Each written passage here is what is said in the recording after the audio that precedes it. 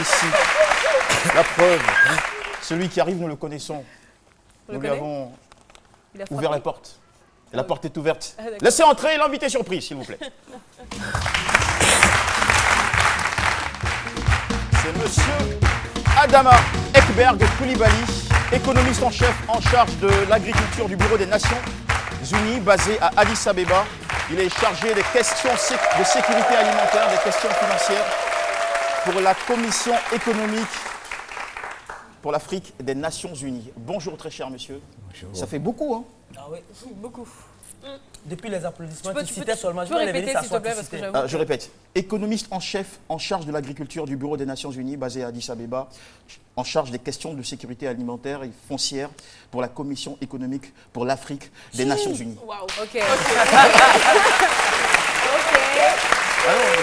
ça fait des millions à la fin du mois. C'est clair, hein?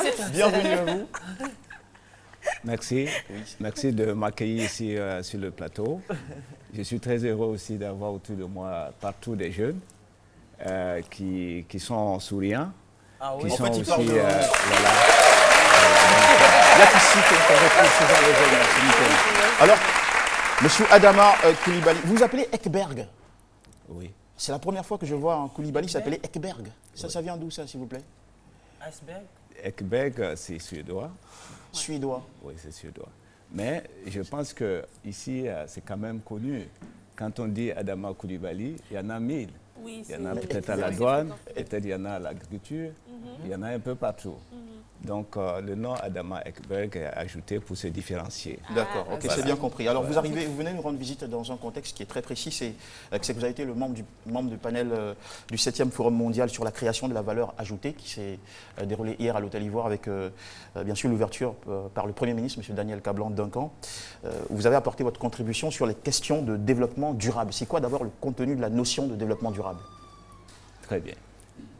La notion de développement durable, comme vous le savez, au niveau des objectifs du millénaire pour le développement, les OMD, il a été fixé 8 objectifs majeurs qui sont en premier lieu des objectifs pour essayer de réduire la pauvreté, la faim et aussi prendre en compte les grands enjeux comme la santé, l'éducation, l'environnement, etc. Mais ça, vous parlez des objectifs de la saison 2000-2015. Voilà. Donc ici, depuis 2015, pendant 15 ans, les objectifs qui ont été fixés, non seulement pour le monde entier, mais aussi pour l'Afrique, nous avons bouclé avec ces objectifs et maintenant, nous passons à une nouvelle période, une nouvelle ère qu'on a appelée les objectifs de développement durable. D'accord. Donc, ce n'est pas quelque chose d'abstrait, mais pour être vraiment un peu plus proche de tout le monde, il s'agit ici, en premier lieu, d'éradiquer la faim, d'éradiquer la pauvreté. Alors, est-ce que vous êtes en train de nous dire que le développement durable, c'est la lutte contre la faim? Parce que ma question, c'est quel est le contenu de la notion de développement durable? Le développement durable, c'est tout simplement faire en sorte que lorsque vous prenez une société donnée à un temps T, excusez-moi de parler ainsi parce que nous avons... On a tous fait la classe de 6e, le temps T, on l'a fait. Donc, quand à un moment donné, c'est la capacité de cette société donc, à produire, à transformer, non seulement pour répondre aux besoins immédiats, mais aussi prendre en compte les besoins des générations futures. Okay. Voilà. Voilà. Donc, merci de penser à nos petits frères. Alors, d'abord, quel a été le bilan de la première saison 2015, les premiers objectifs du millénaire? Quelles ont été les conclusions eh bien, au terme de cette saison?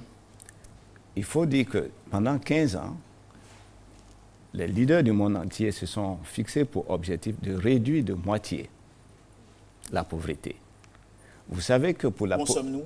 Il ne nous reste plus que 2 minutes avec vous. Oui, au niveau de la réduction de la pauvreté, l'Afrique a fait des progrès. Vous savez que l'Afrique, en moyenne, a fait un taux de croissance de 5%.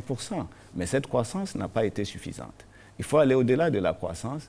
Il faut plutôt aller maintenant vers la transformation des économies, une transformation structurelle. Le but de ça aussi, c'est d'amener plutôt à faire en sorte que les économies africaines, qui sont plutôt tirées par des matières premières que vous savez, c'est faire en sorte que nous passons maintenant à une autre étape, l'étape de l'industrialisation. Faire en sorte, par exemple, pour être plus proche de vous, un pays comme la Côte d'Ivoire, faire en sorte que la Côte d'Ivoire cesse d'être un pays qui est tout simplement exportateur de produits bruts, de matières premières brutes, pour passer à une autre étape, une économie qui est une économie dirigée ou tournée vers l'industrialisation. Donc ça, c'est important pour les jeunes, parce qu'il s'agit ici de faire en sorte qu'on ait une nouvelle économie, mais une économie qui crée des emplois pour les jeunes, qui donne un espoir aux jeunes de pouvoir s'auto-employer, un espoir aussi aux femmes de pouvoir s'émanciper, de pouvoir pleinement jouer leur rôle, contribuer à la création de valeur. Et donc ça, c'est important surtout pour l'Afrique, parce que quand on parle de création de valeur, il s'agit de créer de la richesse. Mais quand on crée de la richesse, on essaie actuellement de faire en sorte que la notion de développement durable, au cœur de cela, cette richesse soit partagée. Il faut que la richesse qui est créée en Afrique, par exemple, soit partagée. Lorsque la richesse est partagée, ça permet donc à tout le monde de pouvoir, en quelque sorte, avoir une part de ce gâteau qu'on appelle le gâteau du développement. Donc de lutter contre la pauvreté. Voilà, de lutter contre la pauvreté. Donc ces dernières années, on a eu en Afrique une sorte de Voilà. croissance Donc, avec peu de redistribution de richesses. Exactement. Donc ça, c'est important pour les jeunes Ivoiriens. Il faut savoir que dans le cas spécifique où nous nous trouvons en Côte d'Ivoire, la Côte d'Ivoire se trouve dans une position unique. C'est un pays que je peux appeler une terre d'opportunité. Les Ivoiriens, les jeunes Ivoiriens, ne doivent pas regarder comme il y a l'opportunité peut-être aux États-Unis, ou bien en Europe, ou bien en Asie.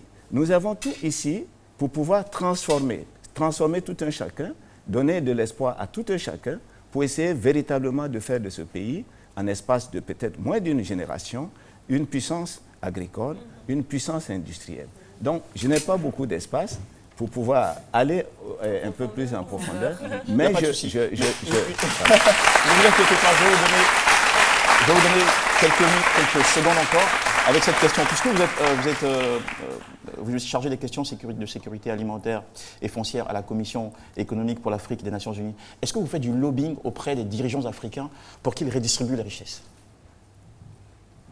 Ou vous vous contentez d'organiser des études, des conférences, de faire des propositions? Vous ne faites pas de lobbying? Non. Je tiens d'abord à préciser que je travaille pour les Nations Unies. Je suis un Ivoirien. Vous avez de très brillantes idées. Est-ce que vous faites du lobbying? Est-ce que ces idées-là, vous les utilisez avec, je veux dire, l'influence que vous avez pour agir sur nos politiques, pas seulement ici, mais dans toute l'Afrique, afin que les richesses soient distribuées plus amplement? Oui. L'image que je peux vous donner, c'est que... La question est complexe. Nous ne faisons pas, je dirais, du lobbying. D'accord. Aujourd'hui, nous sommes dans un monde où ce qui compte, c'est d'abord l'idée. Donc, la Commission économique pour l'Afrique, c'est un think tank. Nous venons avec des idées pour essayer de, je peux dire, secouer le cocotier, pour que nous ayons les fruits de la croissance, les fruits de la transformation. Donc, c'est un think tank. Nous réfléchissons sur les plans stratégiques. Mais au-delà des plans stratégiques pour le continent, particulièrement mon rôle, c'est en tant que chef de l'agriculture, de la sécurité alimentaire et des questions foncières, faire en sorte que l'Afrique puisse se nourrir. Donc, c'est bien vrai que je suis de passage ici en Côte d'Ivoire. C'est comme un menuisier qui se promène un peu partout, répare les portes toutes les portes du village ou des villages africains. Merci d'être venu réparer nos portes.